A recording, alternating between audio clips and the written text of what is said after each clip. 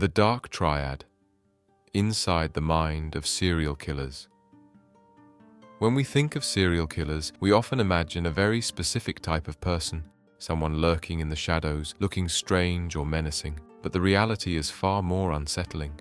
Serial killers share a unique blend of personality traits known as the Dark Triad. And while these traits are extreme in serial killers, they aren't exclusive to them.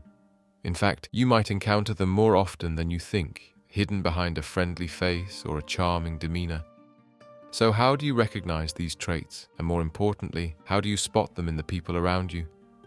Think about Ted Bundy, charismatic, articulate, and strangely charming. In interviews, he came across as calm and engaging, not at all the picture of a violent predator. Do you get fresh air, sun? Do you get out? Well, I get to go to the library.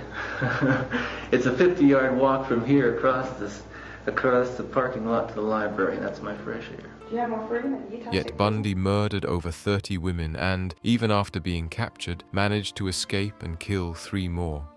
Or consider how some spiders, like those in the Zoderiidae family, mimic ants to hunt them more effectively.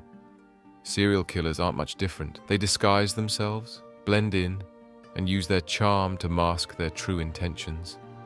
It's not the overtly creepy people you should worry about, it's the ones who seem perfectly normal.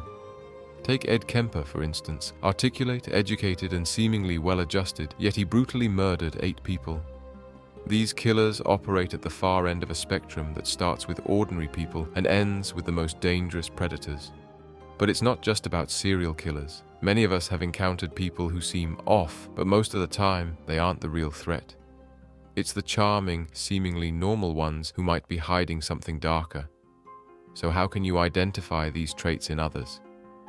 The answer lies in understanding the Dark Triad, a psychological term that refers to 3 personality traits: psychopathy, narcissism, and Machiavellianism.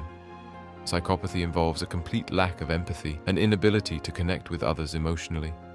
Psychopaths don't feel guilt or remorse no matter what they do.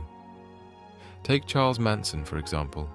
While he's often seen as mentally disturbed, he didn't see anything wrong with his actions.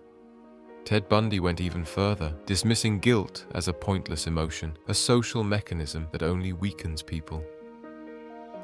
For many killers, the act of violence isn't just about hurting others, it's about having power over them. A psychopath's mind craves control, whether through manipulation or outright violence. Machiavellianism and narcissism. These traits reveal a manipulative, self-serving side. People high in Machiavellianism are master manipulators, exploiting others without a shred of remorse.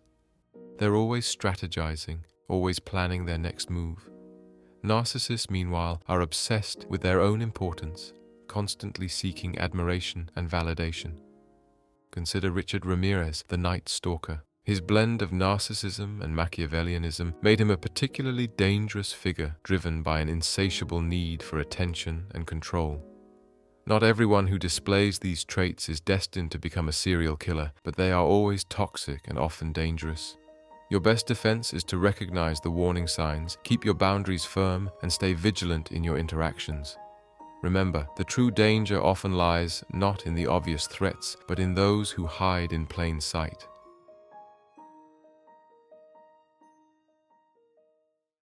If you enjoyed this video, make sure to like, subscribe, and drop a comment. See you next week.